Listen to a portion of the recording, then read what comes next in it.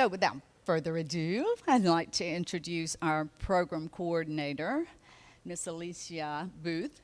Alicia's background is in sales and alliance management for various global technology companies. She is currently a sales executive for Zones Inc., an MBE technology bar and services firm. Technology brings people together. Would you agree with that? Absolutely. Look at this, for starters. And our services can show you exactly what that means. Let us connect your team to a new era of workplace collaboration. According to Alicia, every day is filled with building relationships and understanding technology requirements of enterprise clients in different industries, seeking to leverage the innovation of emerging technologies to enhance their businesses. Please give a warm welcome to Alicia. Thank you all for coming out tonight to join in this discussion around women shaping autonomous and intelligent technology. We're guaranteeing you an evening of information, enlightenment, and inspiration. We've gathered together a panel of very accomplished women who, on a day-to-day basis, drive innovation in the autonomous technology areas in the industries that they represent. And actually, I'll introduce you to our moderator, who is one of those women, Marilyn Jackson. So everyone meet Marilyn. Marilyn is Chief Executive Officer of Undergrid Networks, which stands in the forefront of the fastest moving technologies in mobile and networking. She spent the past 5 years evangelizing an industry-wide shift to the smart connectivity and has helped position Undergrid as a leader in connected solutions. Throughout her tenure in tech, Marilyn has built a reputation for developing business strategies, incubating new business models, and building out new products and services for emerging technologies. Prior to starting Undergrid, Marilyn developed products and pricing models that incubated new products and services into mature, revenue-generating engines for several Fortune 100 companies that included Verizon, Cisco, IBM, and AT&T. A woman driving innovation. Welcome, Marilyn. So I'd like to introduce to you today a fascinating panel. What I'll do is have them introduce themselves and give them a little about their company and what they're doing in the field of autonomous and intelligent technology, and then we'll go straight into the questions. So if you could just grab the mic and maybe do your name and your company and just an overall introduction. My name is Laila Kilan. I'm Assistant Vice President for Product Management in the IoT division for AT&T. And then the question was, how do we do autonomous? So Internet of Things, by definition, enables a lot of the automation. Do you all understand and know what Internet of Things are, or do we need to go back to the definition? I see some, no, but Internet of Things is the idea of connecting device and everyday object to the internet, and the ability for them to communicate and talk to each other, and so that we can monitor and control them, right? That's the idea behind Internet of Things. And then the automation that it enables, it's across multiple verticals, a lot of use case. We in AT&T are very fortunate from that perspective that we connect everything. And when I say everything, it's from beehives to porta potty, and then to connected vehicles and automation. So autonomous vehicle. It's the highest, I think. Is it on? Hello. Hello, my name is Vivian Nguyen. I am an undergraduate student at Kennesaw State University. I conduct undergraduate research with Dr. Kevin McFall of the Mechatronics Department. I specialize in robotics and machine learning. If you look behind you at that little table is what I've been working on for about a year. And currently we don't have a name for it yet, if you have any ideas. What that does is that we throw it into a human space and it navigates. It knows what walls are, what objects are, people are, and it goes around them. But we don't explicitly tell the robot what it is. And that's fundamentally what my research is. Teaching a robot to navigate without telling it what you're doing. Thank you, Vivian. Hi, everyone. I'm Amanda Ouimet. I work at AGCO Corporation, which is a a big Fortune 500 company tucked away in Duluth that you may or may not have heard of. Have you heard of Agco Corp? We got one? Okay. We have a couple. Good. You may sometimes see tractors out front on Peachtree Industrial sometimes. So I'm a marketing communications manager in our global smart farming division. So you may not, when you first think of farmers and farming, think high tech, but it's actually a very high tech space. We'll talk about that, I'm sure, a little bit as we go on. And so smart farming is really anything related to sensors, gathering data, analyzing it, sharing it, and ultimately automating processes within the machines or the entire machine themselves. Thank you. Hello, everyone. My name is Lisa Boynton. I am with Aruba Networks. And so, unfortunately, Aruba Networks is not really tied to the island of Aruba. We're actually a part of Hewlett-Packard Enterprises.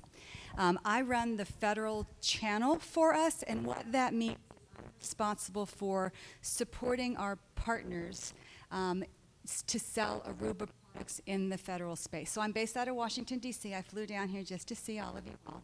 So I'm very honored to be here. And what Aruba does is we are the networking piece, so we are the highway that connects the Internet of Things. So all of these wonderful autonomous technology pieces and all the robotics, everything in today's world, to be connected, it needs a secure and efficient network. And that's what Aruba provides. Whether it's wireless, which is where we came from, right? Aruba was at its startup a wireless company providing wireless connectivity, and we've migrated into a full networking capable provider from wireless to wired, and then this is all about security, right? How do we keep all of this information secure? So that's what Aruba is, and that's what I'm looking forward to talking to you all more about today. Thank you, Lisa. I'll start with Lisa. Okay. And I'll begin to ask the question because we all know that this is very much a male-dominated field. So how did you enter this field, and what do you like most about the career path that you've taken? So it is a male-dominated industry, but so I am one of two women on a team, and again, I'm based in D.C., and I'm on a federal team. And I kind of stumbled into technology out of college, but I have grown with it, and I've loved every minute of it. Specifically, what I love about the career that I do at Aruba is being able to support networking and support our federal government. You can actually I can see some of what we do at work. So some of the examples that I've used are that we have provided communications for the warfighter in theater, right? To enable the soldiers that are fighting for our freedom to be able to more efficiently do their job. They're able to move, they're able to communicate more efficiently because they have secure communications. And all of this is part of an Aruba campaign or an Aruba portfolio. Additionally, we're providing all kinds of what we call wayfinding and location-based services for places like the Pentagon and for the first responders to be able to identify where somebody is in a very large complex or building, whether it's for an emergency or whether it's just for, a drill, right? To know where somebody is. And Aruba Networks, again, provides this via beacons and location-based services. So it's a really cool industry, and I enjoy seeing directly how this affects, really our safety and our nation, right? So great opportunity for all of you all in this industry. Don't shy away from technology. As women, we bring a really unique voice to this. I think it's a matter of bringing your strengths and embracing your strengths. And don't be afraid. Lean in. Thank you, Lisa. So Amanda, I understand that agriculture has really taken off in terms of embracing the autonomous and intelligence technology. Can you tell us a few things about what you're seeing as the most challenging aspects of that particular work? And maybe talk about the marketing, the quality, some of the elements that go into supporting an autonomous or intelligent type of technology. Yeah, so there's a few things that go into that. I think taking a step back, one of the first things or misconceptions maybe to dispel is, again, that farmers are actually very high tech. They were one of the first groups, or first farming as an industry was among the first to adopt GPS technology after government applications. So farmers have been using automatic guidance to steer their tractors without having to touch the steering wheel for, I guess, a couple decades now. So technology in general is not new to the space, and over time we've layered in advanced sensors and connectivity to the Internet of Things. So if I'm a farmer, I've got to know more than just how to farm? That's exactly right. So our farmer customers are actually pretty savvy business people. It's an industry where margins are extremely tight. It's you never know what's going to happen with the weather. So every little opportunity we have to better optimize what they're doing and make them more efficient is pretty critical and can make the difference in profitability for them. So are you finding that women, the percentage of women in farming is increasing, decreasing, or what? Yeah, so literally in the field, I can say in the field, the farming field, we're seeing, according to the USDA, approximately 30% of farmers today are females, which I thought was a bit surprising, actually. And I think over 1978 to 2017, about a 3-decade span, there was a rapid increase in female membership in the farming industry. So it's important that we as women are in this space because we're also serving women. Overall, the farming is still dominated mostly by actually older white males, but we're seeing from a diversity perspective and females really rising up to come into the space. And we would love to see women drive innovation in the agricultural space. Yeah, absolutely, So absolutely. opportunity, opportunity, opportunity. If I can add to Amanda real quick. Sure. Marilyn, you asked earlier, what are the challenges that we're seeing in adopting automation and innovation? So I'll take it into a more larger enterprise view, if you don't mind. Sure. And as AT&T, we work with a lot of enterprises, from small business to Fortune 500, to implement Internet of Things and automation and autonomous. But what are we seeing in the field? And I usually categorize it to 5 main challenges. The first one is the complexity, right? Businesses don't know where to start. It is complex, and complexity usually shut you down. It's easy to stay where you are. I don't need this. It's scary. Where do I start, right? So don't know where to start. So the first thing I will say, if you're a business, identify where you need to start. As far as the complexity that goes with it, there's a lot of complexity when you start doing autonomous. Let me talk to my IT, that talks to marketing, that talks to logistic, and get all of those team in one room. It's complex and many decision maker, right? So complexity is another issue. I'll say the other one is time. It takes time to see it. So how many of us are in enterprises that wants to see results tomorrow, right? Okay, I see a couple of hands raised. That's not the case for autonomous and Internet of Things, right? It takes time to implement. You see the ROI, there's no doubt, but it takes time. You need to patient to go with that. And I say the last one, if not actually 2 more, the last one is lack of skills. This is where all of us here in the rooms come to play. There is a very big gap in the marketplace. I think one of the folks in the crowd here talk about they're moving into learning data scientist. Data scientist is the #1 demand at work right now. The need to understand and connect the data for insight. That's why the reason why all of it is connected is that data is extracted and insight is gained from that data.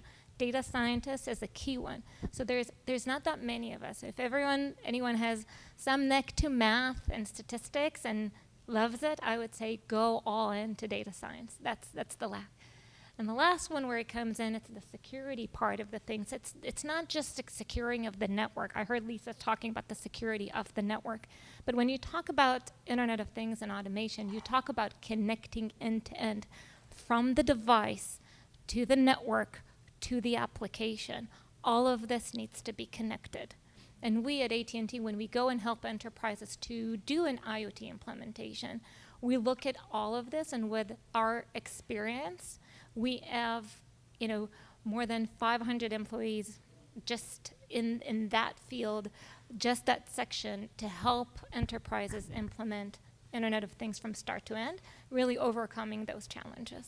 Very good endpoint. So the takeaway, I think, well, the takeaway from what Lilac has said is that there are many, many, many roads that you can take to participate in this particular industry and in this particular technology.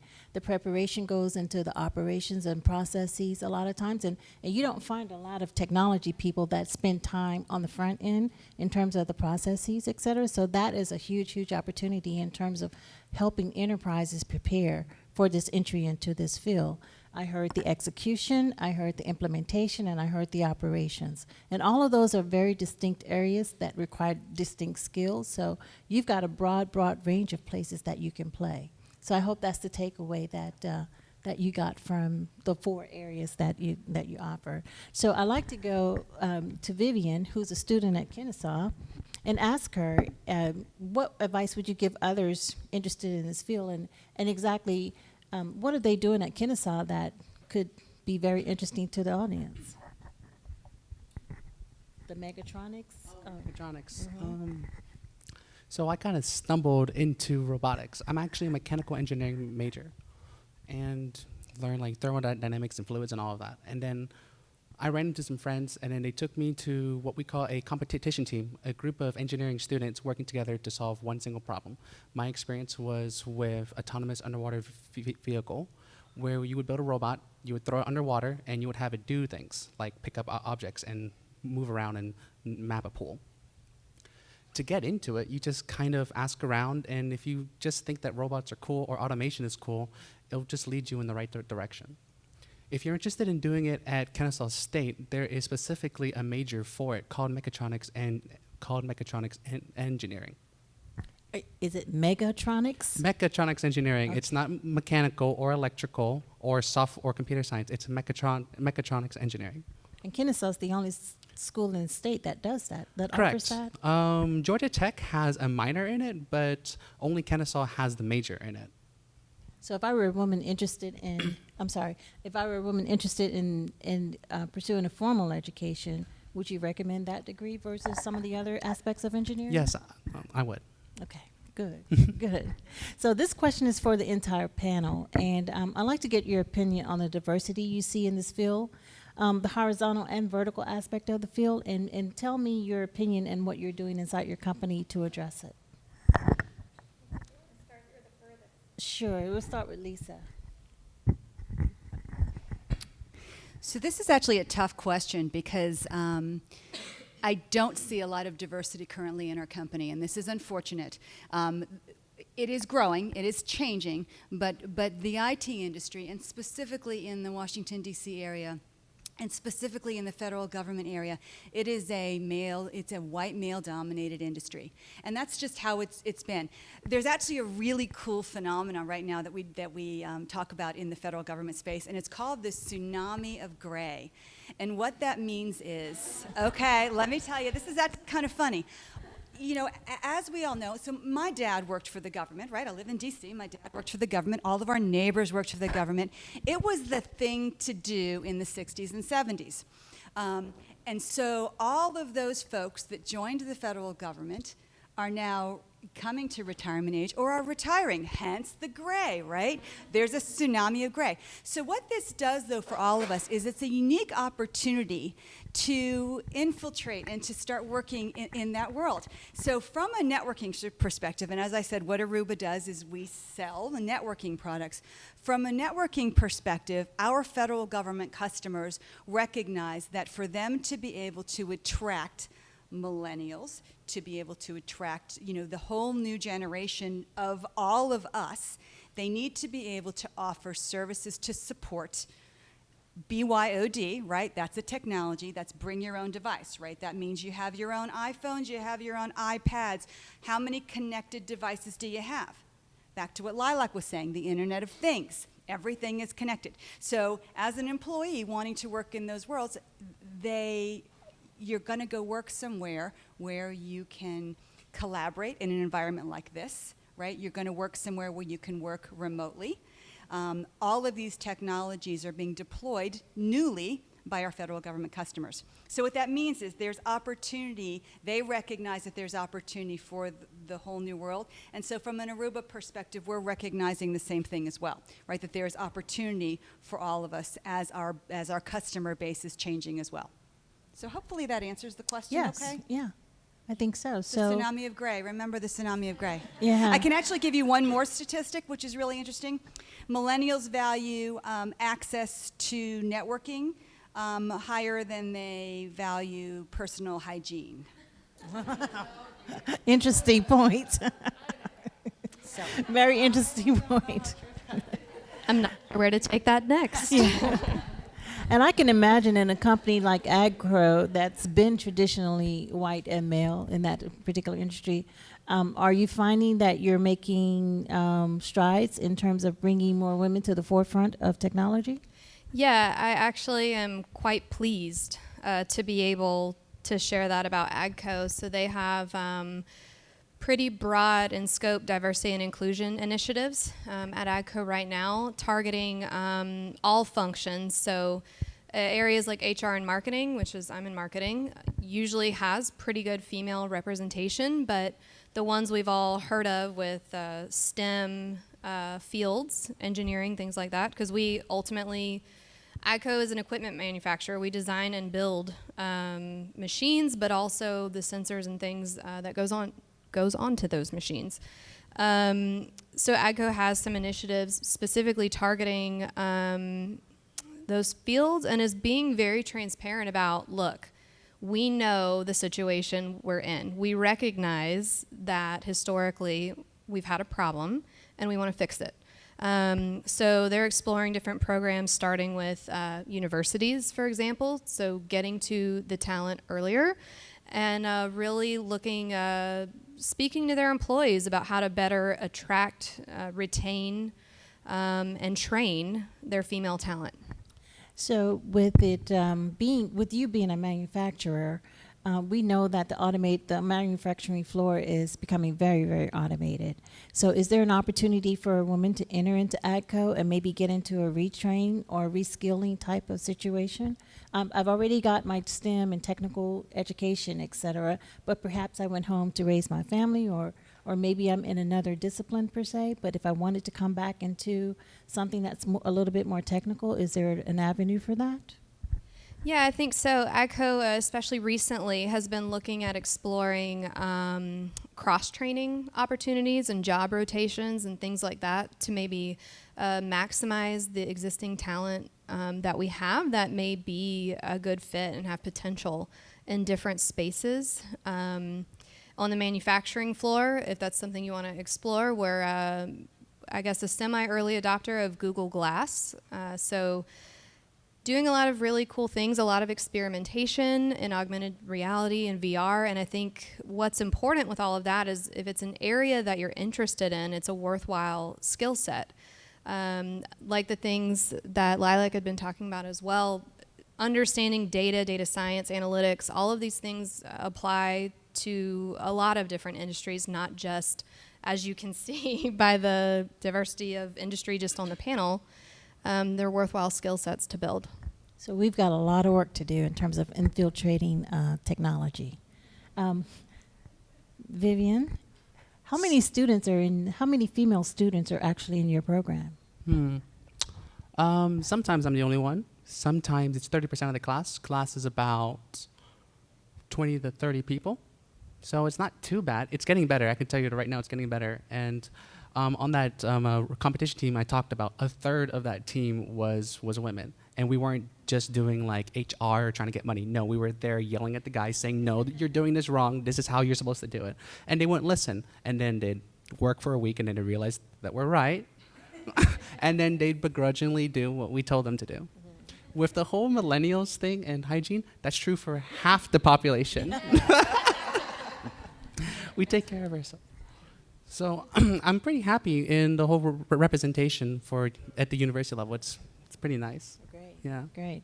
And Lilac, I know AT&T is very progressive in terms of the programs, internal programs that they have for women in technology. Could you talk a little bit about those? Sure. I would say there is no doubt there is still work in progress to do. So women, and the ratio of women and men in technology would be equal. There is no doubt.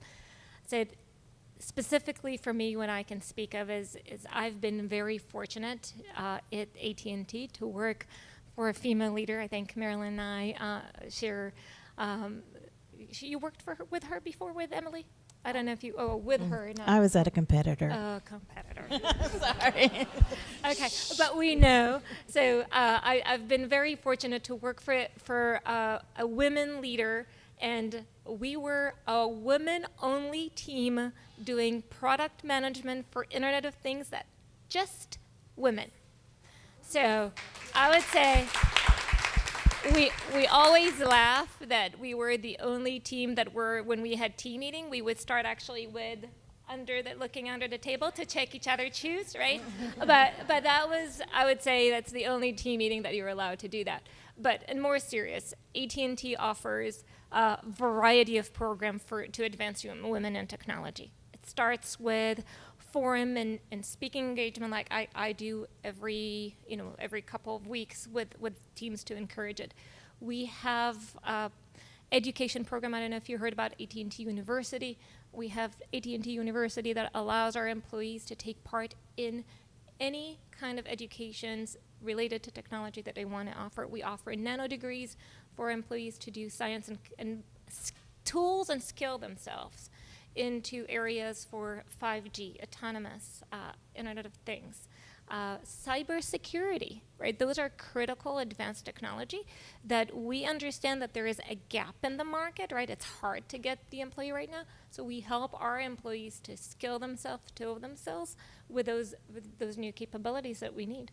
So it's really good from that perspective. For sure. AT&T certainly drive women that are innovating.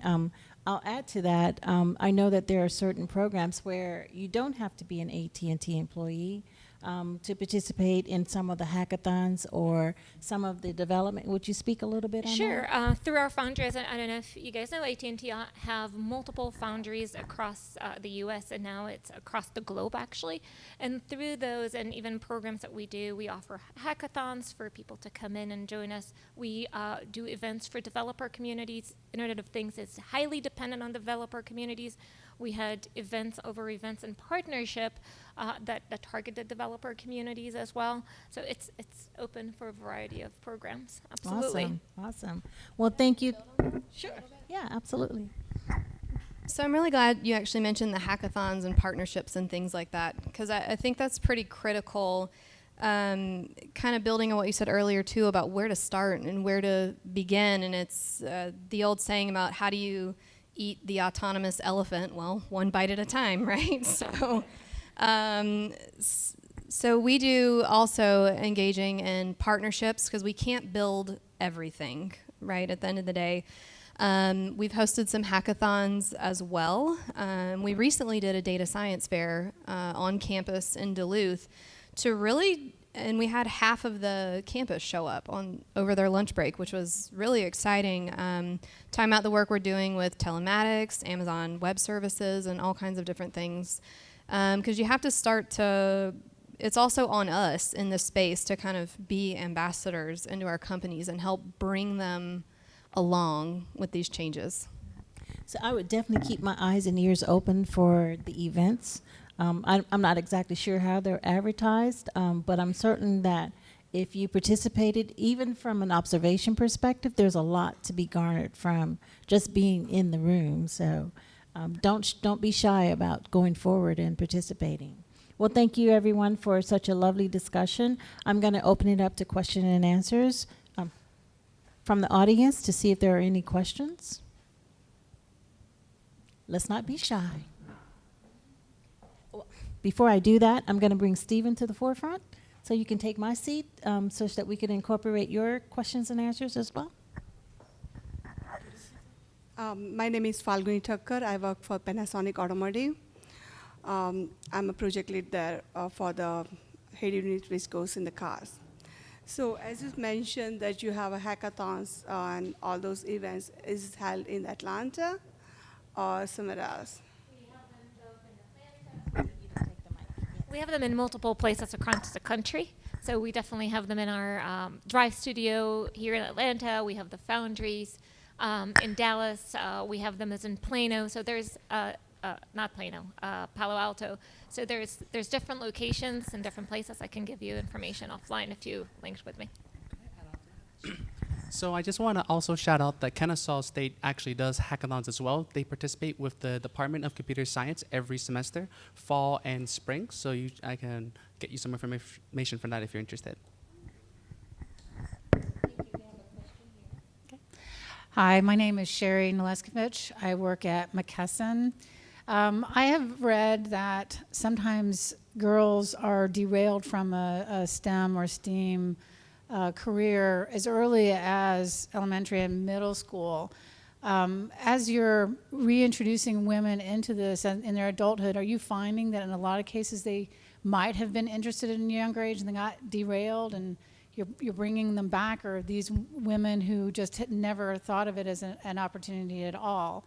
And that's the first part of the question. The second is, should we do more at that younger age in trying to really show them women in these fields and reach out to them at that lower level and not just the colleges?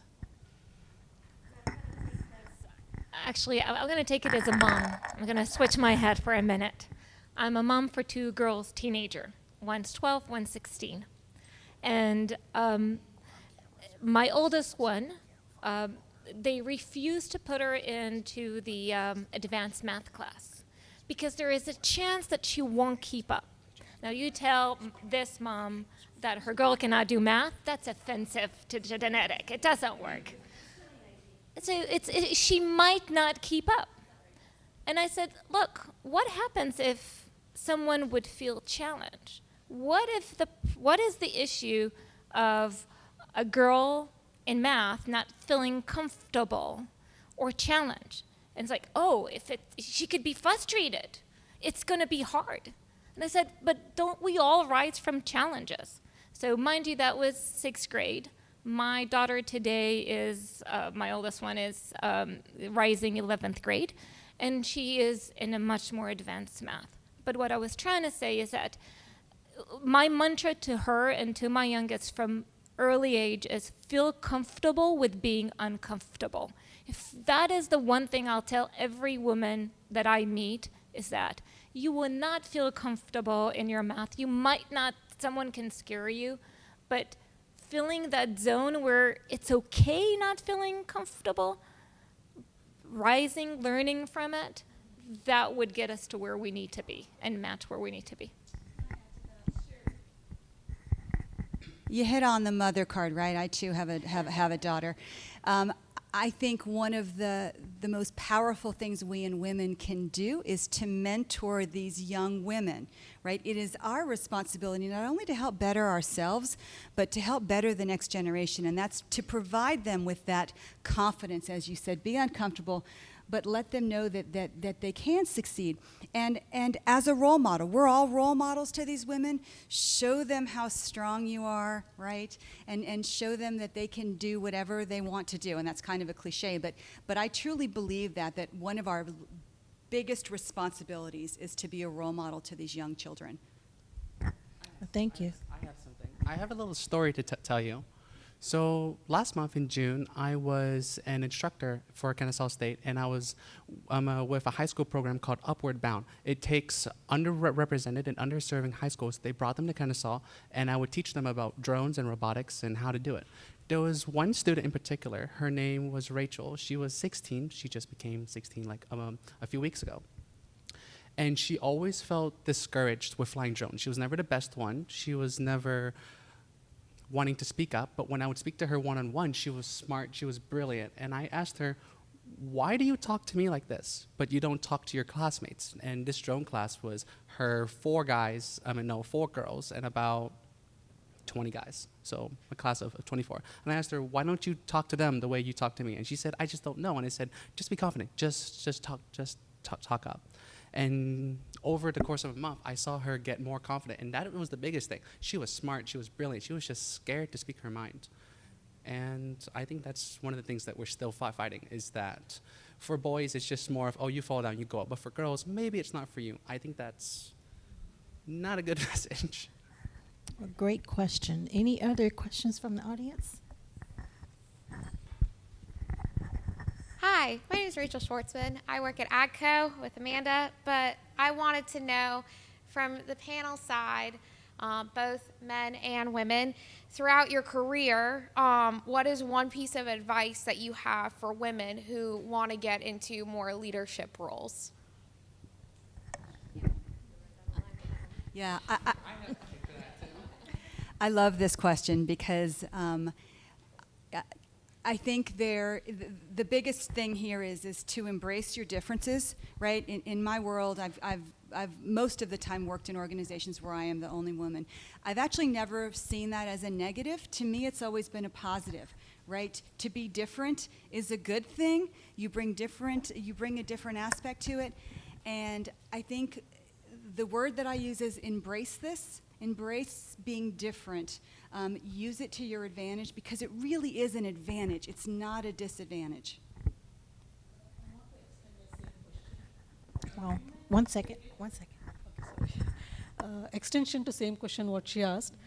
For women, there is a lot of encouragement maybe in the beginner roles like where they have technology specifically. Where I see women rise is HR or maybe in some other admin kind of areas. Technology, it's all men, nothing offensive against them, but I see so many people, it's all them, and they won't let women break the barrier. There is always an excuse to say, oh, can you do this? Can you do that? Is it possible? Can you travel so much? Of course we can travel, not when we are pregnant or when we are having young babies, right?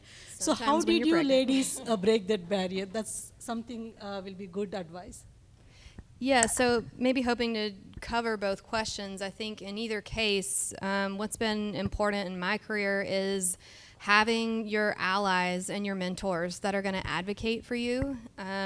Putting in the work doesn't hurt either. In fact, it's pretty critical. Speaking up and expressing interest in areas that maybe it makes you a little bit uncomfortable, but just going for it with the support especially of your allies is critical. Someone that is going to kind of validate you if needed. If there's any doubt about you or your capabilities, having someone else in your corner, particularly that's ranked above you, if you want to call it that, can be really important. So yeah, even with other areas, hopefully, if you're getting that resistance, you have someone that's helping advocate for you. Great answer. Thank you so much. And we're finally going to let the guys speak. We have a question for you, Stephen. Stephen, I'm so excited about the Curiosity Lab and the track. And if you've never seen an autonomous vehicle track, you can't imagine. It just feels like you're in a space age when you see this track and you're driving beside these cars. So even if you don't live around here, make sure you revisit the area around September, October, and see the track. But what I'm most curious about is if anyone in the audience has some cool ideas that they want to try out here at the track. Where does it all start? I mean, is it a conversation with you? Is it a conversation with Prototype Prime? Is it a matter of putting a business plan together, proof of concept? How far along do you need to be to have that conversation? So it's both. It's us and Prototype Prime. You don't have to be at any particular starting point because we're really acting as consultants with the city on how have people built this stuff in the past, how do we want to advance new technologies in the future. So we're open to speaking to anyone. We do have kind of this joint funnel of opportunities of people that want to come test, and there'll be schedules and things like that. But I would say now is a good time to get in because it's early. So, you know, we're welcome to anyone. So women, are we ready to innovate, to drive innovation? Yeah, there you go. I'm going to ask again. Women, are we ready to innovate and drive innovation? Yes. Okay, awesome, awesome. Well, thank you to the panel. Thank you, Stephen, for introduction of Curiosity Labs and the things that Sprint's doing. And if we have no further questions, I'm going to put Caroline on the spot here. She doesn't know this, but I want you to see innovation. There's a camera over there that Caroline built. She built it with a Raspberry Pi, and I'm going to have her just talk a little bit about quote unquote innovation. Thank you, Marilyn. Okay. I personally was never discouraged from a career in technology, and I ended up with a bachelor's and a master's degree in electrical engineering. And thus, I can build maker projects at home that involve making a camera and a computer. And that's what I'm using my electrical engineering degrees for now. I just want to demonstrate how simple Raspberry Pi type of initiatives can be put into an autonomous setting. For instance, if just say there's a autonomous bus vehicle that goes back and forth, and they decide to set up bus stops. So building something that's informational, that gives you times and stops and distances, etc. I mean, you really got to think. You really have to think about the environment. You really have to think about the things that are going to be needed outside of just the mechanical aspects of the vehicles. There's going to be a lot of things that need to go into play. But what if the camera would actually take account of people that is in the bus station, and only a bus would stop if Design there's someone there? Yeah, so and what if they would know if it's someone that needs special assistance or not, and send the right bus to come? And what help if with is that my station. favorite word, right? Yeah, what if, As a right? developer, This is it. what if then, yeah, it becomes your favorite question. Instead of what if, why not? So all we have to do is use machine learning to get there. Does everybody know what machine learning is? I think we all know. We just have to get a whole bunch of data and teach our computer that this is a person in a wheelchair, and that if there's a person in a wheelchair, you should flag the autonomous bus that probably you should stop and lower the gate in the back. We are making this future, and I'm pretty excited. Yeah, I think that's a very good area. If you start thinking about adaptability and mobility for disabled, yeah, that's another big area of innovation that doesn't necessarily get innovated for on the front end. It's always an afterthought. So if you've got anything that you want to do that supports, and I don't know the right term here, but those that are accessible, I think is the word. Think about what all the things that they need in that type of environment. Stephen, you had a comment? Well, and I did want to dodge the other question from a male perspective. So I'm not going to put myself in the tsunami, although I am gray. Just to share a little bit about my team, we are on purpose very different in the way that we grow. So yes, there are people that look a lot like me that are a little bit older that do the same job that I do. But I am very appreciative that we have added, most of our new team members are one, female, but two, very young. And what I appreciate the most is just that we think very differently, not only from being male, female, but just being a little bit older. And younger, right? Because I find that they find things I would never even think or know where to find things from an age standpoint.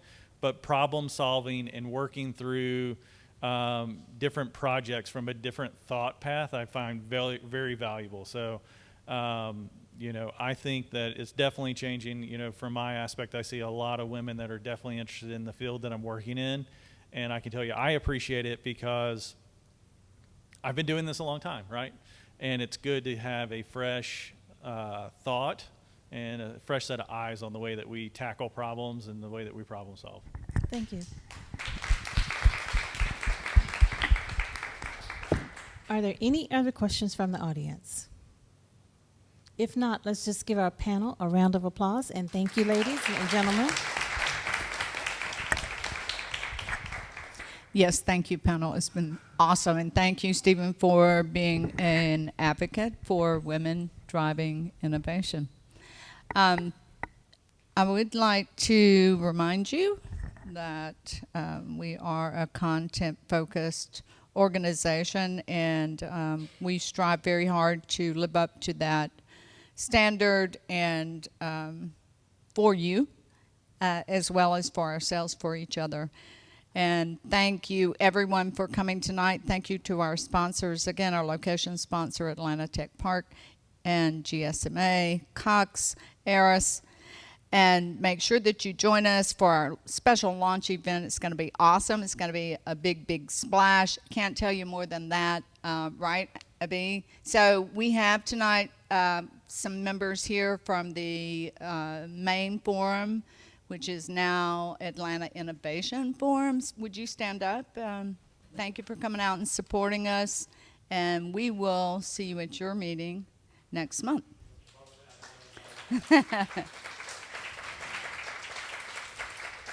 If you particularly like to come to this location, our next meeting at this location is going to be September the 12th, when we talk about cybersecurity and women in cybersecurity especially.